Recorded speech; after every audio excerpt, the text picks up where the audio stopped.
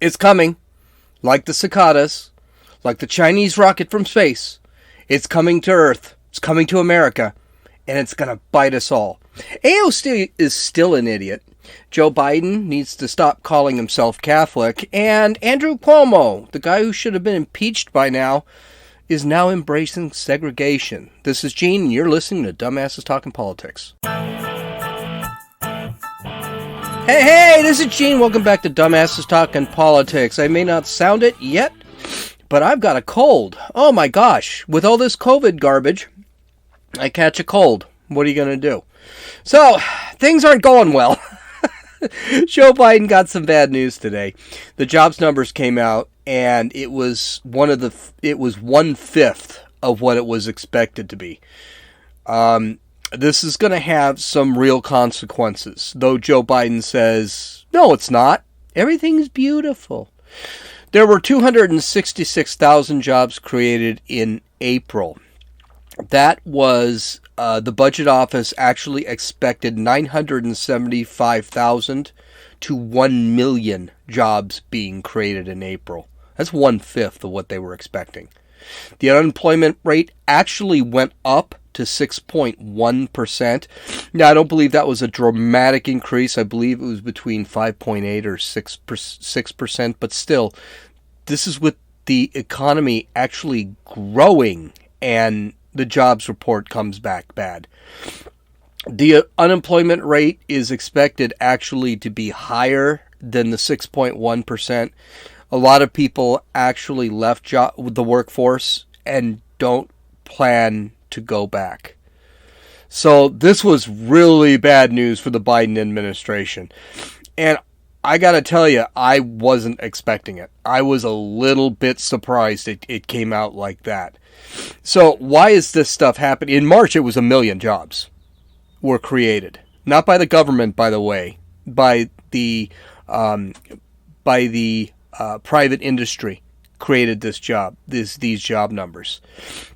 So why is this stuff not opening up? Well, first off, the schools are still closed, so it's very difficult for parents to actually get out into the workplace.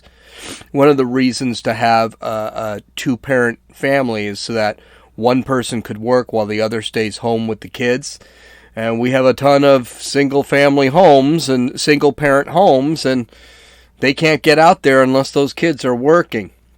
The economy remains closed in places like California, Michigan, New York, New Jersey. So the economy's, even though it's beginning to kind of open, I know in California, it ain't open.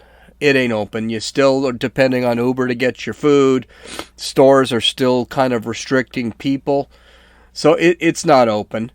The mixed messaging from the government, especially from the CDC and Tony Fauci, about the effectiveness of the vaccines and in respect to where we are in the panic. Tony Fauci said this week that we were only in the bottom of the sixth in this, as far as the pandemic, when it comes, if you compare it to or use the metaphor of a baseball game. I don't know what he's talking about. It seems like it's pretty much over. I believe we had the lowest infection rate ever. Yes, this week, something like 12 or 13 people actually got sick in the state of California. There's no reason for us to be closed. People are still not taking the vaccines because, hey, what's the point of taking the vaccine if you have to wear a mask? I agree. I think that's stupid. I took my vaccine. I'm done. I don't wear a mask hardly ever. I still get looks. But if you walk along the street, everyone is wearing a mask. Outside, in the street, walking by themselves. That's not good. There have been reports now that we're hearing that we'll never reach herd immunity. I mean, wow. This pandemic is never going to end. This pandemic is forever. And it may be we never reach herd immunity because it may be that this COVID virus is going to be with us just like the flu, which, by the way, is another COVID virus. And it's never going to go away. We're just going to have to reach herd immunity by catching the virus. I mean, it's very, very possible. But the Democrats don't want this to end. This is how they're keeping their power. The government's been giving out free money for the last year. And looking at them, looking especially at the American Families Plan, they have no intention of stopping giving money. People do not need to work because they're earning more, getting money from the government, getting unemployment, getting the child tax breaks, all that stuff. They're getting more by staying at home. Businesses like McDonald's can't get low-wage workers. I had heard that in some McDonald's across the country, they're actually giving you $50 to fill out an application. Not get the job, just fill in the application. A lot of small businesses are going out there and actually giving money to people who just get the job. They're hurting. A lot of these businesses can't open full-time because they just don't have the people. Well, Joe Biden was asked about that today, and Joe Biden had a very interesting comment. Here's what he said. Going to get 2 years of community college. Doesn't that increase our capacity significantly? This month's job numbers show we're on the right track. We still have a long way to go. As I said, my laser focus is on growing the nation's economy and creating jobs. Okay, so what's his plan? What's he basically saying? Oh, hey, we need to spend more money. In that short clip, first off, I don't know what he's talking about. He's either lying or he doesn't know what he's talking about. I would suspect it's probably a little bit of both. These job numbers were terrible. Absolutely terrible. And it means in the next few months we're going to be facing inflation beyond all belief. And basically what he's using is as a cudgel to actually go in and spend more money. Let's spend more money. Let's get that American Families Plan enacted. Let's spend the $2 trillion. Gee, I can't even keep a track of it. $2 trillion on the infrastructure. He's looking this as an opportunity to spend more money. Well, what's going to end up happening is something I thought would take a year or two to actually happen, and that's inflation. CNN pretty much summed it up today, this morning, and I was really shocked they admitted this. Call it the big I, inflation, the downside of a hot economy. The pandemic disrupted supply chains and consumer behavior. Working out kinks in distribution is causing shortages and price spikes from lumber to steel to rental cars. Add in the historic stimulus to keep the coronavirus recession from becoming a depression. More people have money in their pockets and they're chasing after higher prices as the economy reopens.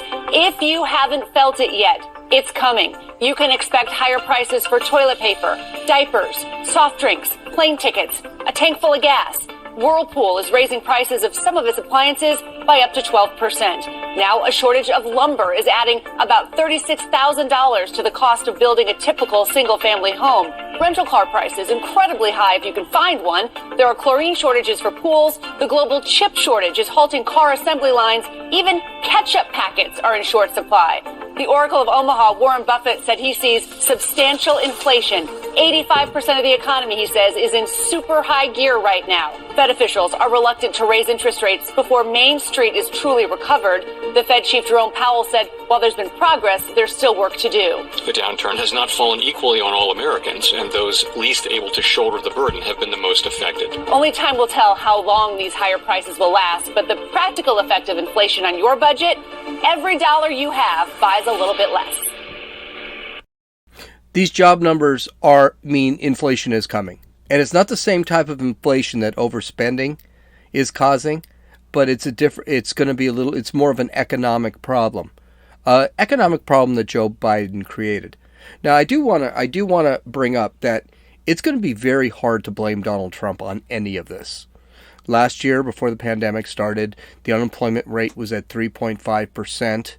Everything, the cost of everything was at all-time lows. People were spending money. People were working. They actually didn't need the government when Donald Trump was president before the pandemic. So when I'm sure you're gonna hear it, though I have a feeling that it's gonna fall on deaf ears, or it's gonna make the media look worse if they decide to blame this whole thing on Trump. they're going to run into some problems here because the numbers just don't show it. So where is this inflation actually coming from? Well, people have a lot of money right now. That's because the government has been giving it to them. They couldn't go out. They've been getting these stimulus checks. Unemployment is sky high right now. People are making more on unemployment right now than they would be working. So they have a ton of money, and then, of course, they're stuck inside, so they're not spending it. Because people are making more money by staying at home than working, people have decided they're not going to work. Because there are less workers out there, because nobody's working, supply lines and supply chains do not have enough people to process and create products and services. Demand, because people have more money.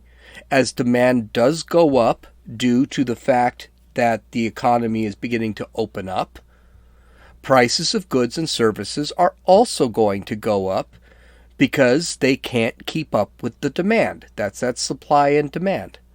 Voila, inflation.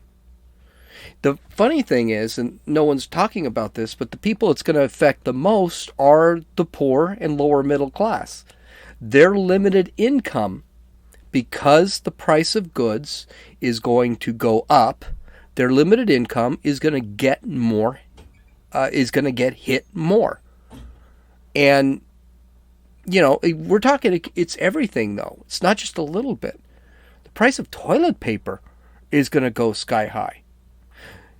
Now, prices from March, we've already been experiencing pretty extreme inflation as it is. And now we're seeing, oh my God, it's going to get worse. They're talking the inflation is going to be as high as it was back in the end of the 1960s, 1970s with Jimmy Carter. And with Jimmy Carter, with LBJ, with Richard Nixon, they're talking the economy is going to look like that. That's scary.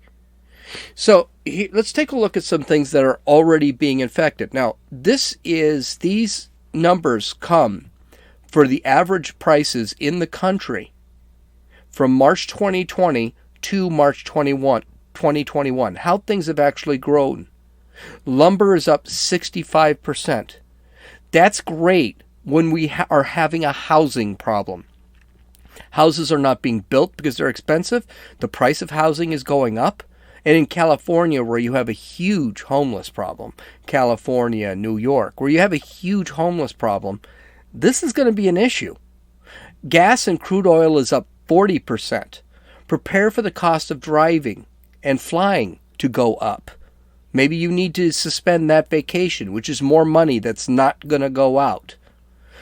By the way, iron and steel are up 38%. So you may not need to worry about gas for your car or taking that flight, because we can't right now. The price of cars and airplane production is going to go sky high. Watch your car prices. If you didn't get a car last year or the year before, you're going to pay for it now. And you need a brand new car, you're going to pay for it now. The funny thing about crude and gas in California, summer is coming.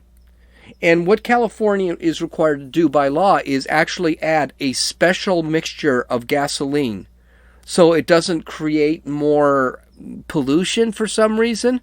That typically bumps gas up by about $1 a gallon. And I told my girlfriend today, Josie, I told her, hey, be prepared for $5, $5.25 gas. That is going to be coming very soon. The copper is up by 75%. Copper is used in a lot of tech firms. Solar panels, computers, cabling, wiring, all uses copper. It's up 75% from March 2020 to 2021. Cotton is up 35%, which means you're going to be paying a lot for those jeans. And fertilizer is up 26%. Why is that important? The cost of vegetables and fruits at the grocery store, they're going to go straight up.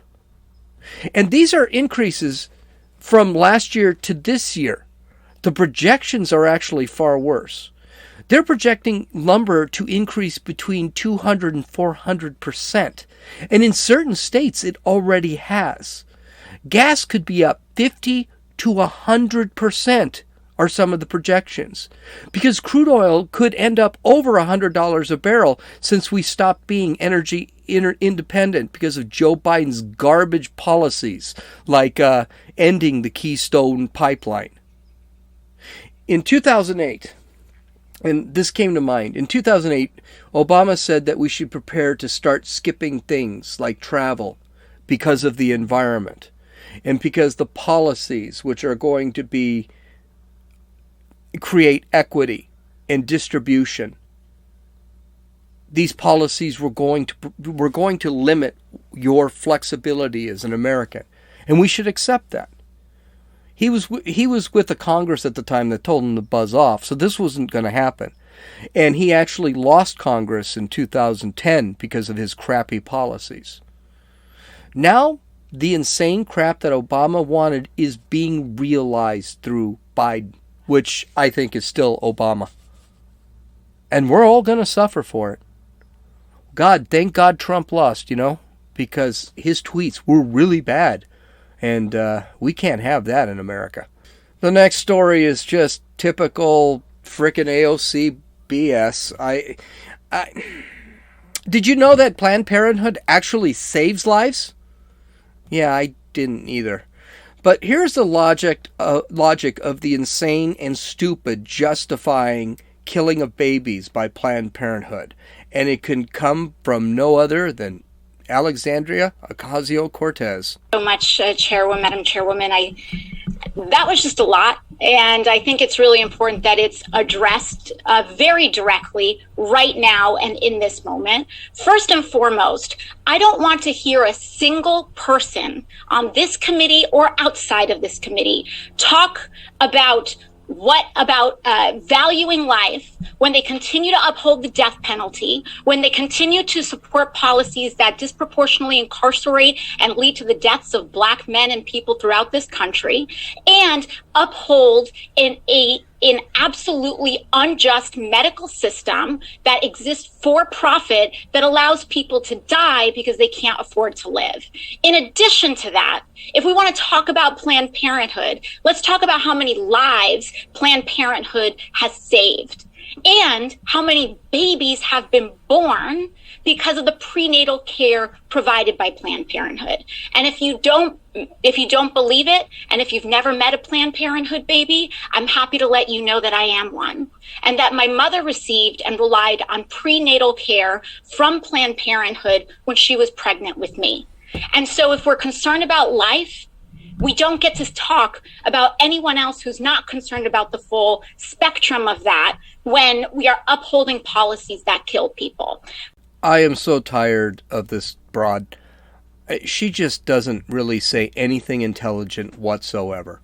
And what she's saying is absolutely idiotic. And I don't know, again, I don't know if she's just insane, just stupid, or just lying. I think it's probably a little of all three. But I think she's a grifter.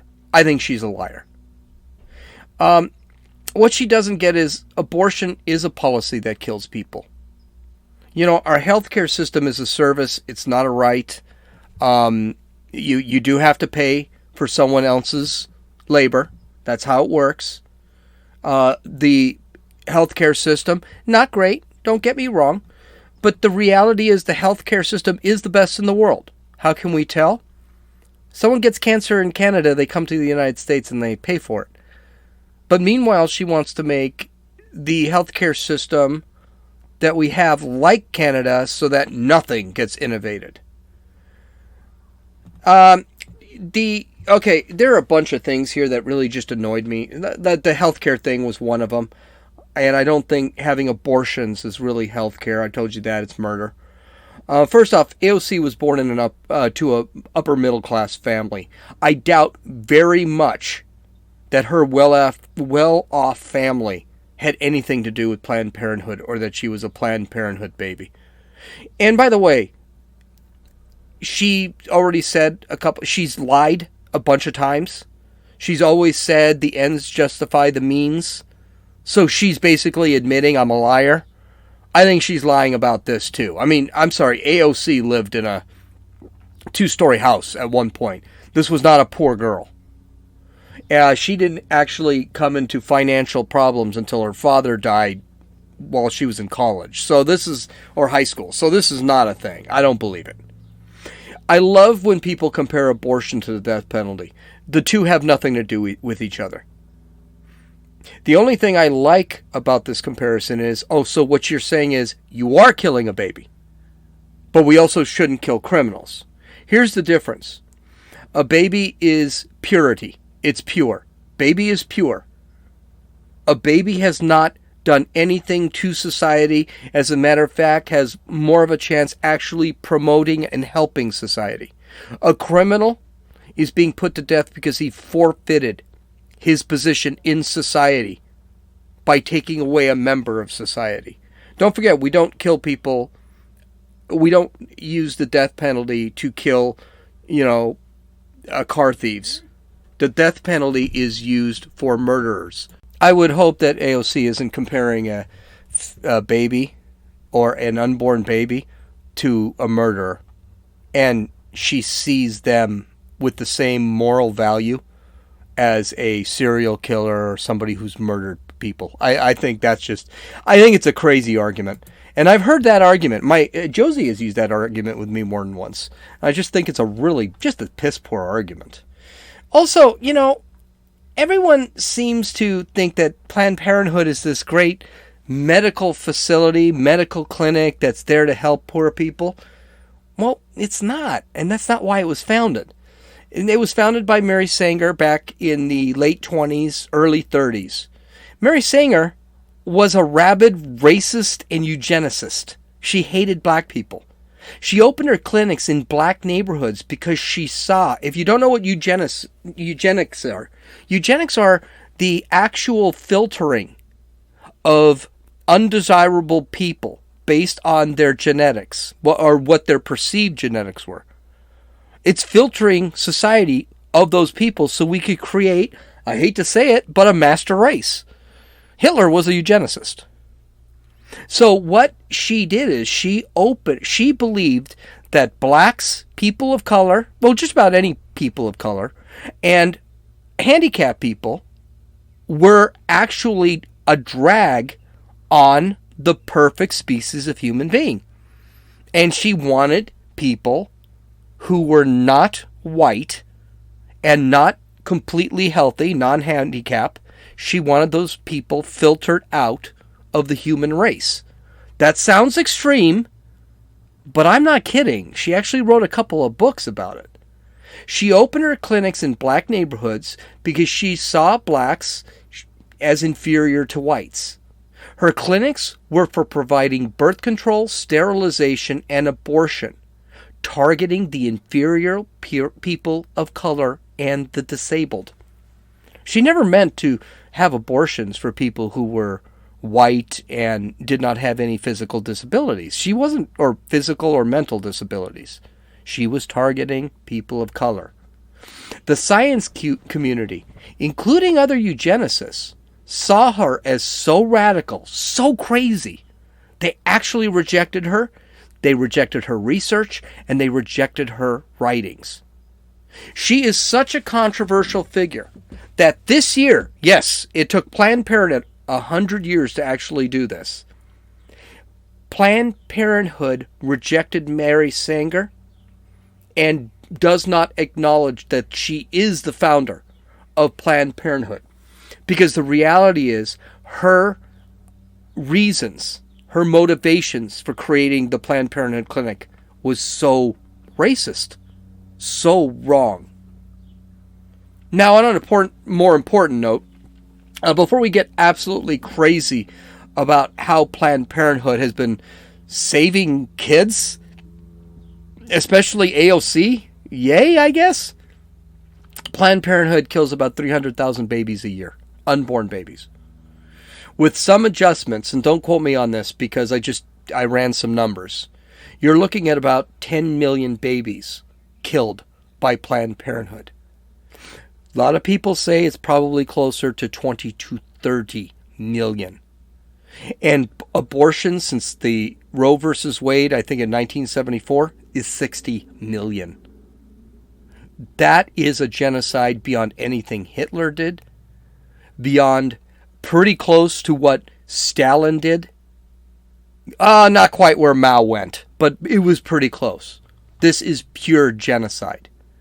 And what is more interesting, less than 2%, and I'm being liberal here, I think the actual percentage is less than 1% of the abortions were due to rape, incest, or danger to the mother's life. That means 98 to 99% of all the abortions out there were for convenience of the mother or the parents. This is disturbing. This is really disturbing. This is genocide. You can talk all you want about slavery and critical race theory and things like this, but this is real genocide. AOC is either really dumb, really insane, or lying to you. I'll throw that out again. I think it's all three. How can you actually not look at the numbers and come up with the crap she just said? How could you sit back and think 300,000 babies a year are dead, but that's still a good organization? How, with all the science, can you sit back and say babies at conception are not separate human beings? We've had enough conversations with that about where that comes from, and you can either look at previous podcasts or you can leave a comment and I'll explain. I'll tell you the actual cycle of a zygote to fetus to birth and how that is a separate human being. But I think it's probably, how can she sit back and lie to you by saying this is an organization that saves lives? It doesn't. That's flat out lying. And how can she just accept an organization, especially critical race theory AOC? How can you accept an organization that made it very clear they were killing people of color because they weren't of the quality genetics that white people were, and yet still bitch and moan about slavery?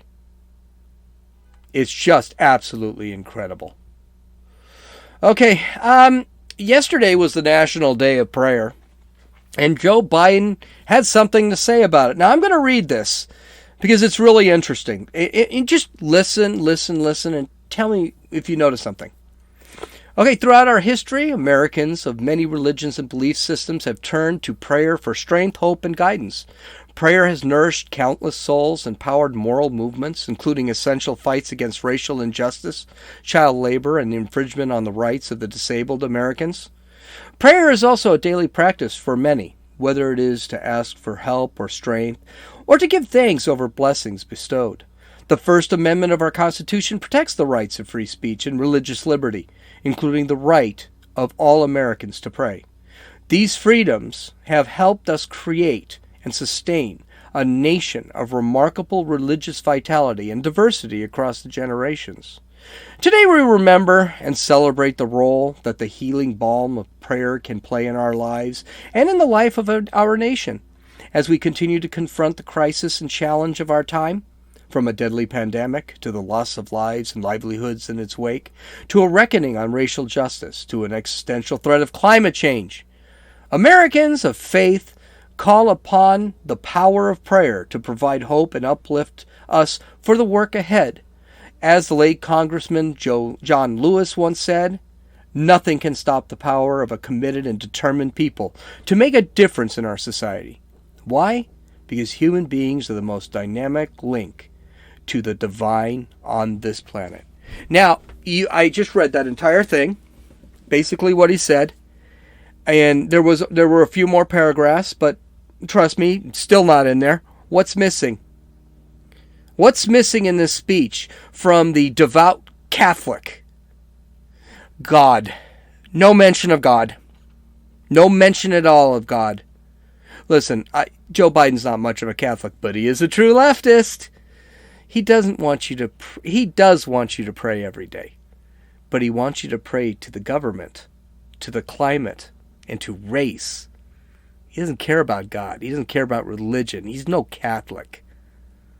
He celebrates Marx, who said, quote, religion is the opioid of the people, end quote. And government will find it impossible to control the population if they believe in God and a higher power.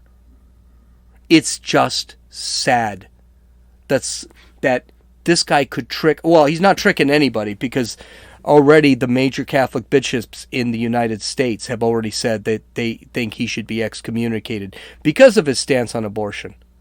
I also want to point out Pete Buttigieg, who is a gay married man, a gay man married to another man, and is 100% pro-abortion, is also supposedly a devout Catholic. These are not Catholics. They're using that to trick you. They're using that to trick us. It's all a lie. They're not Catholics. They don't believe in God. They don't care about God. They want the government to be God. They want their little projects like the environment and race and all that in equity. That's what God is. Because here's the thing, if people believe in God, there's no reason for a government. Just like they're trying to destroy the nuclear family. If you have a nuclear family, what do you need the government for? The nuclear family will raise you. Government doesn't want that. Let's destroy the nuclear family. Marx said that too. This is all in the Communist Manifesto. If you've never read the Communist Manifesto, read it. It's literally 39 pages.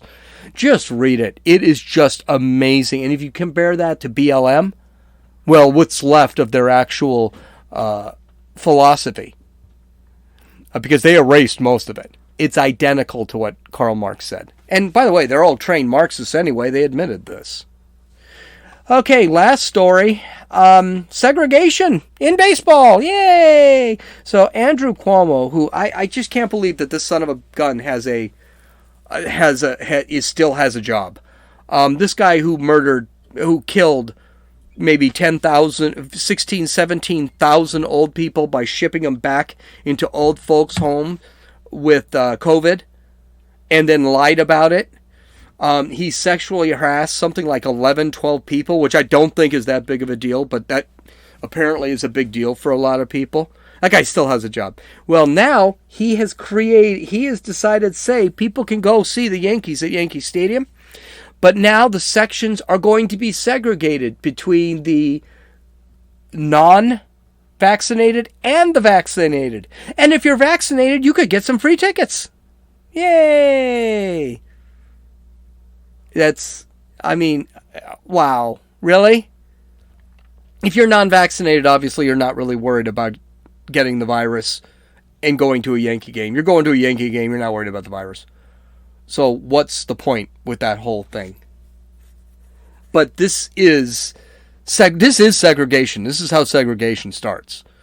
Pretty soon, Andrew Cuomo, and he's been all for it, is going to be into that that COVID passport, that vaccine passport, which I'll never get, even though I am vaccinated. And he's going to force businesses to do that. Now, I don't think he will try it. I don't think he's got the power anymore. He's already had his emergency power stripped. And I got to tell you, he doesn't need any more controversy. I don't know how that guy is still in power. But it just shows you this crap is going to happen. And you know where I think it's going to happen? California. My state of California. God, I got to get out of this piece of crap state. But it will happen. Okay. You can download or listen to this podcast on Apple Podcasts, Podbean, Podcast Addict, Stitcher, YouTube, and Rumble.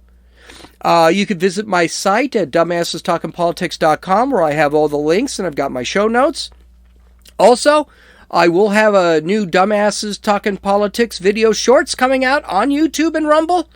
Take a look at them. I think they're kind of fun.